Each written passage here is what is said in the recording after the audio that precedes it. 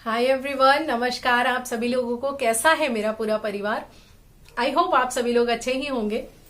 And हाँ, जो लोग प्रेग्नेंट थे, मुझे लगता है किसी ने क्या अभी तक डिलीवर नहीं किया, आप लोग मेरे साथ अपनी गुड न्यूज भी शेयर किया कीजिए। मुझे बहुत ही अच्छा लगेगा। आप लोग परेशान होते हो तो मुझसे बातें करते हो, वो भी मुझे अच्छा लगता है, लेकिन खुशियां भी तो मेरे साथ शेयर किया कीजिए। खैर, आज हम बात करने वाले हैं गर्भाशय की सूजन के बारे में। कई बार क्या होता है कि मतलब बहुत ज्यादा हम ट्राई कर रहे होते हैं बेबी के लिए, हम बहुत फ्रस्ट्रेट हो जाते हैं, लेकिन हम कंसीव नहीं कर पा रहे होते हैं। तो उसके पीछे रीजन क्या होता है? जो यूट्रस है उसमें सूजन आ जाती है। अब उसके सिम्टम हम देखेंगे कि कैसे पता चले कि हाँ यूट्रस में सूजन हो सकती है, वो देखेंगे। लेकिन इससे पहले हम ये जान लेते हैं कि हमारा जो यूट्रस है वो होता कितने साइज का है, कितना बड़ा होता है। नॉर्मली जो यूट्रस है हमारा, वो बंद मुट्ठी के आकार का होता है, इतना बड़ा होता है। जैसे ये मुट्ठी आपने बंद की तो बिल्कुल इसी आकार का होता है, इतना ही बड़ा दिखाई देता है वो। अगर बात करें लेंथ में तो वो आपका उसकी लेंथ जो है वो 7 सेंटीमीटर होती है। थिकनेस की बात करें तो 3 सेंटीमीटर होती है। एंड विड्थ, चौड़ाई की अगर बात करें तो 4 सेंटीमीटर होती है। ये होता है आपके यूट्रस का आकार। जब इससे बढ़ जाता है तो हम क्या कहते हैं कि गर्भाशय में सूजन हो गई है। और आपने सुना भी होगा कि जब महिलाएं कई बार नहीं कंसीव कर पाती और वो अल्ट्रासाउंड या सोनोग्राफी करवा के आती हैं तो वो ये बताती हैं कि मेरे गर्भाशय में या मेरे यूट्रस में सूजन है, जिसकी वजह से कंसीव नहीं हो पा रहा है। मैं आपको बता दूं कि वीडियो के लास्ट में मैं आपको एक रेमेडी भी शेयर करूंगी जो कि आपके गर्भाशय के सूजन को दूर कर देगी और आप आराम से कंसीव कर पाओगे। लेकिन उससे पहले हम सिम्टम देख लेते हैं। सिम्टम क्या क्या हो सकते हैं? सिम्टम ये है कि आप बार बार ट्राई कर रहे हो लेकिन कंसीव नहीं कर पा रहे हो। पहला रीजन तो यही है कि आपका यानी कि आप कंसीव नहीं कर पा रहे हो, यानी जिसे बोलते हैं बांझपन। ये आपका सबसे पहला सिम्टम आपको देखने के लिए मिल सकता है कि आप लंबे समय से ट्राई कर रहे हो लेकिन आप सक्सेसफुल नहीं हो रहे हो। तो हो सकता है कि आपको गर्भाशय की सूजन हो, जिस वजह से आप ट्राई नहीं मतलब सफल नहीं हो पा रहे हो। सफल in the sense baby conceive नहीं कर पा रहे हो। उसके बाद अगला जो सिम्टम ये हो सकता है कि आपको पेट में दर्द बना रहता है, बराबर आपको पेट में दर्द बना रहता है। तो भी ये रीजन हो सकता है किसका? गर्भाशय यानी कि आपके यूट्रस में सूजन होने का। आपके पीरियड्स जो हैं वो मतलब एक तरह से कह लीजिए कि पीरियड्स हैवी होते हैं, या फिर आप ये कह सकते हो कि पीरियड्स के पहले, पीरियड्स के टाइम पे और पीरियड्स के बाद में, तीनों में आपको सीवियर पेन होता है, यानी कि बहुत दर्द होता है, यानी कि जिसे बोलते हैं एडिनोमायोसिस। मैंने आपको इसके बारे में बहुत डिटेल में बताया है, एक वीडियो भी बनाया है। अगर आपने नहीं दिया है, देखा है तो प्लीज उस वीडियो को जरूर चेकआउट कर लीजिएगा।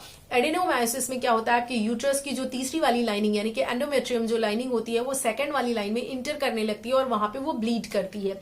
तो ये एक प्रॉब्लम हो सकती है जिसकी वजह से क्या होता है, गर्भाशय में सूजन हो जाती है। और इसकी वजह से यानी कि ये जो एडिनोमायोसिस है इसकी वजह से मतलब आप एक तरह से कह लीजिए कि ये बहुत प्रॉब्लमेटिक हो सकता है, इसलिए समय रहते इसका इलाज कराना बहुत ज्यादा जरूरी है। अगले सिम्टम की अगर हम बात करें तो अगले सिम्टम में आता है कि कमर में दर्द।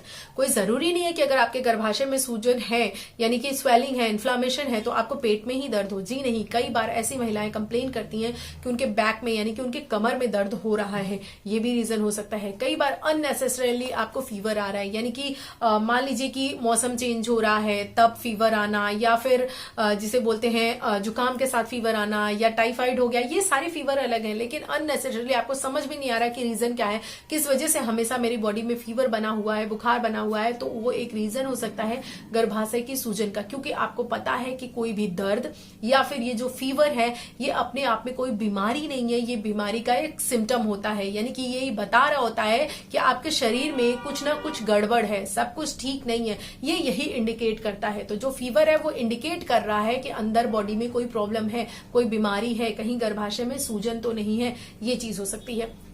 अगले सिम्टम की बात करें, अगला सिम्टम है कि आपको जो डिस्चार्ज होता है, यानी कि आपको पता है कि हर एक महिला को विजाइनल डिस्चार्ज होता है। जब वो ओव्यूलेट करने वाली होती है तब भी होता है, अगर उनको इन्फेक्शन हो गया तब भी होता है। यानी कि विजाइनल डिस्चार्ज बहुत ही ज्यादा जरूरी है एंड ये होता है हर महिला को। लेकिन जब इस डिस्चार्ज में से आपको स्मेल आने लगे, यानी कि गंदी सी स्मेल जब आपको समझ में आने लगे, तो आपको समझना चाहिए कि मेरा जो यूट्रस है वो हेल्दी नहीं है, वहां पर कोई ना कोई प्रॉब्लम है। तो उसके लिए आपको जरूर डॉक्टर के पास विजिट करना चाहिए और चेक करवाना चाहिए। अगर आपको पीसीओडी लंबे समय से है और आप उसका ट्रीटमेंट ले रहे हैं फिर भी नहीं ठीक हो रहा है, या फिर वो लंबे समय तक बना हुआ है, तो भी जरूर एक बार इस पे ध्यान दीजिएगा कि कहीं उसकी वजह से यूट्रस में जो है मेरे इन्फ्लामेशन तो नहीं आ गया है। क्योंकि जनरली क्या होता है, पीसीओडी पीसीओएस के जो पेशेंट होते हैं, जो महिलाएं होती हैं, उनके यूट्रस में भी सूजन आ जाती है, वहां पर भी इन्फ्लामेशन आ जाता है। तो ये सारे जो रीजन है ये होते हैं, उसके पीछे जिम्मेदार होते हैं। आपको मतलब ये लगेगा कि मैं कुछ भी खा रही हूँ, बिल्कुल नॉर्मल खा रही हूँ, तेल घी वाला नहीं खा रही हूँ, बिल्कुल मेरी हेल्दी डाइट है, फिर भी आपका पेट में आपको ब्लोटिंग होगी, यानी कि आपका पेट जो है वो फूला फूला सा लगेगा। तो भी आप एक बार जरूर इसकी तरफ ध्यान दीजिएगा और आप डॉक्टर के पास चेकअप कराइएगा कि कहीं आपको गर्भाशय में सूजन तो नहीं है। ये सारी चीजें आपको ध्यान देनी ही देनी है। उसके बाद अगर आपको बहुत सारे लोगों में क्या होता है ना, इन्फेक्शन की टेंडेंसी होती है, यानी कि इन्फेक्शन होता है तो वो आगे चलकर क्या है, एक तरह से समझ लीजिए ये जो वेजाइनल इन्फेक्शन होता है या फिर ये जो यूटीआई होता है ये अलग चीज है। लेकिन अगर आपको पीआईडी है, यानी कि पीआईडी इन्फेक्शन है, पीआईडी इन्फेक्शन क्या होता है, जब ये इन्फेक्शन आपके इंटरनल ऑर्गन में यानी कि यूट्रस में, ओवरी में और फैलोपियन ट्यूब में होता है तो उसको पीआईडी बोलते हैं। अगर ये इन्फेक्शन होता है तो भी क्या होता है, गर्भाशय में क्या होती है, सूजन हो जाती है। तो ये सारे जो रीजन है वो होते हैं। अगर और हम सिम्टम्स की तरफ चलें तो और सिम्टम ये है कि आपको बार बार यूरिन महसूस होती है, यूरिन की अर्ज महसूस होती है। आपको ऐसा लगता है कि मुझे जो है बार बार बाथरूम जाना पड़ रहा है, ऐसा लगता है। नेचुरली एक हेल्दी व्यक्ति जितनी बार यूरिन जाता है उससे ज्यादा रिक्वायरमेंट आपको फील होती है, तो भी आपको डॉक्टर के पास चेक कराना है। Last but not the least जो एक तरह से कह लीजिए सिम्टम है वो ये है कि मीनोपॉज, यानी कि जब महिलाओं के पीरियड्स बंद हो जाते हैं तो उसको मीनोपॉज बोलते हैं। और उस पीरियड्स बंद होने के बाद भी आपको कभी कभी अगर स्पॉटिंग हो जाए, यानी कि जब पीरियड्स बंद हो रहे होते हैं तब तो कुछ समय तक, यानी कुछ महीनों तक, कुछ समय तक हल्के हल्के स्पॉटिंग होते ही होते आदमी मीनोपॉज तक पहुंचता है, महिलाएं मीनोपॉज तक पहुंचती हैं। लेकिन जब परमानेंटली आपको मीनोपॉज आ चुका है, आपको पता है कि आपके पीरियड्स बंद हो चुके हैं, अब नहीं आते हैं, उसके बाद अगर किसी महीने में कभी कभी आपको ऐसा हो जाता है कि आप ब्लीड कर जाते हो, आपको ब्लीडिंग होती है, तो वो रीजन हो सकता है कि आपको जो है गर्भाशय में सूजन है। ठीक है, गर्भाशय में सूजन हो सकती है। तो ये आपका हो सकता है। इन चीजों को, ये सारे सिम्टम अगर आपको भी समझ में आ रहे हैं, पीरियड्स में बहुत दर्द हो रहा है या फिर पेट में दर्द है, कमर में दर्द है, मतलब जितने सिम्टम मैंने बताए सब, अगर इसमें से कुछ भी आपको समझ में आ रहा है तो प्लीज अपने डॉक्टर के पास जाइए, सोनोग्राफी कराइए, टेस्ट कराइए और इसका इलाज बिल्कुल संभव है। आप इसका इलाज करवाइए। कई बार जो है डॉक्टर्स मेडिसिन देते हैं, उससे आराम से आप ठीक कर सकते हैं और आप कंसीव कर सकती हैं। इससे बार बार क्या होता है, महिला जो है उसके अंदर पीरियड्स में हैवी ब्लीडिंग भी होती है, बार बार वो ये कंप्लेन करती है कि मुझे हैवी ब्लीडिंग हो रही है, बहुत ज्यादा क्लॉट्स आ रहे हैं। तो आपको ध्यान देना है कि गर्भाशय की सूजन हो सकती है। बस आपको करना यही है कि डॉक्टर के पास जाना है, अच्छे से चेकअप कराना है, मेडिसिन लेनी है। अगर मैं बात करूं जिस रेमेडी के बारे में बात कर रही थी मैं, जिस घरेलू उपाय के बारे में बात कर रही थी मैं, वो मैं आपको बता देती हूँ। वो ये है कि आपको लेना है दालचीनी।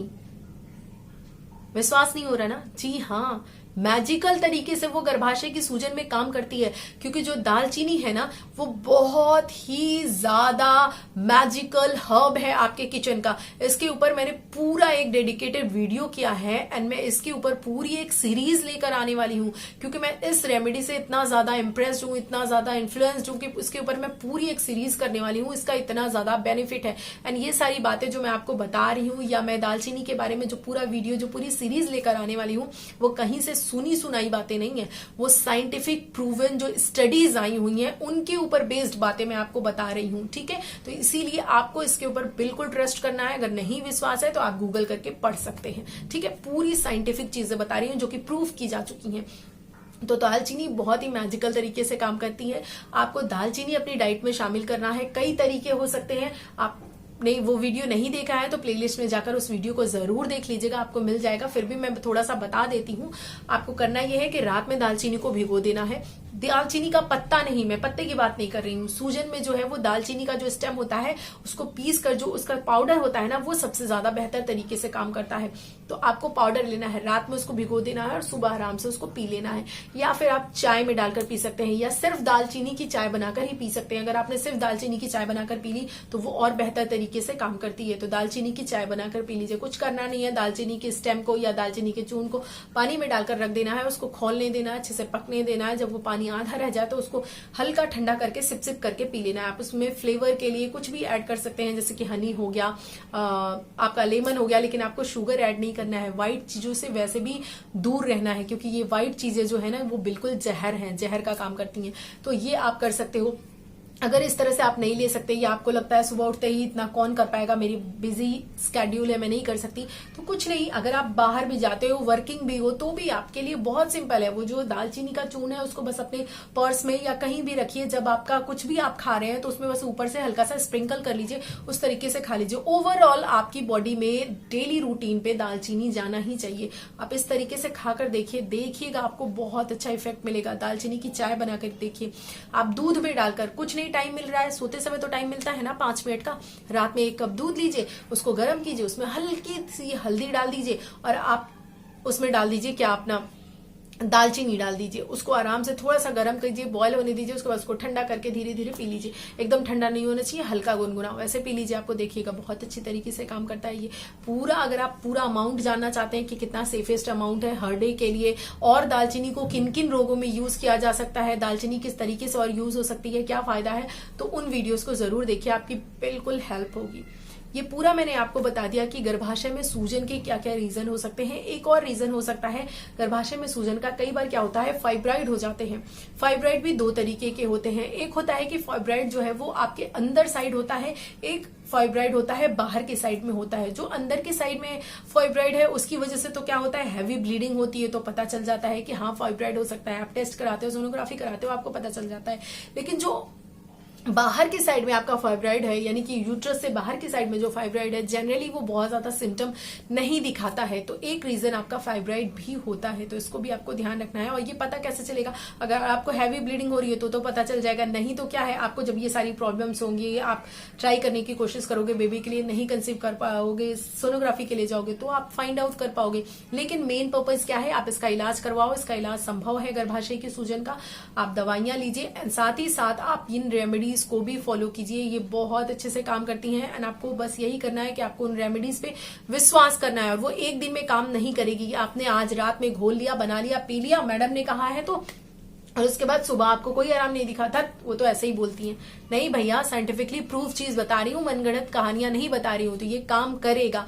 और इसीलिए आपको इसको कुछ दिन तक लगातार पीना है। लेकिन ध्यान ये रखना है कि अगर आप को मतलब ये नहीं काम कर रहा है, वैसे तो ये 100% काम करेगा, लेकिन कुछ लोगों की बॉडी, हर की बॉडी अलग अलग होती है, तो जरूरी नहीं है वो ये इक्वली सब पे इफेक्ट करे। अगर नहीं कर रहा है तो उसके लिए और भी बहुत सारे तरीके हैं जिसके मतलब यूज करके गर्भाशय का जो सूजन है वो खत्म किया जा सकता है। वो मैं अगले वीडियो किसी और चीज में डील करूंगी, बताऊंगी आपको, क्योंकि ऑलरेडी वीडियो बहुत लंबा हो जाता है, फिर आप लोग कहते हो, तो वीडियो जो है वो शॉर्ट ही रख रही हूं मैं। वीडियो कैसा लगा है जरूर बताइएगा। इन्फॉर्मेशन आपको अच्छी लगी या न लगी आप शेयर कीजिएगा। कोई सजेशन हो तो भी आप मेरे साथ शेयर कर सकते हैं, मुझे बता सकते हैं कि किन टॉपिक्स पे मैं वीडियो लेकर आऊं आपके लिए। बस यही कहूंगी कि शेयर कर दिया कीजिए अगर आपको वीडियोस अच्छे लगे। इस फैमिली को बढ़ाना आपकी भी तो जिम्मेदारी है। मैं आपके लिए इतना सारा पढ़ती हूँ, रिसर्च करती हूँ, डॉक्टर से मिलती हूँ, जो साइंटिफिक स्टडीज हमेशा आती रहती हैं उनसे अपडेट होती रहती हूँ, इतना काम मैं करती हूँ, तो थोड़ा सा तो आप भी मुझसे कर ही सकते हैं मेरे लिए इतना काम। आप मुझे प्यार नहीं करते क्या? करते हैं ना, मुझे पता है, आप मेरी फैमिली है तो बिल्कुल करते हैं। तो प्लीज इसको शेयर भी कर दिया कीजिए। एंड हाँ, अगर आपने अभी तक खुद भी सब्सक्राइब नहीं किया है तो वहां पे है ना सब्सक्राइब का बटन, उसको हिट कीजिए और ब्यूटीफुल सी फैमिली का हिस्सा बन जाइए। मिलेंगे अगले वीडियो में, तब तक के लिए bye bye and take care.